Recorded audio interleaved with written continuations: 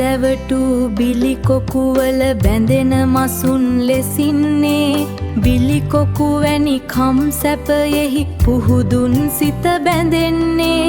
බුදු හිමි දුන් දහම් මැසින් ලොව ඇති තතු දකින්නේ සසරෙහි සැම කොකු මඟ හැර සසරින් සිත මිදෙන්නේ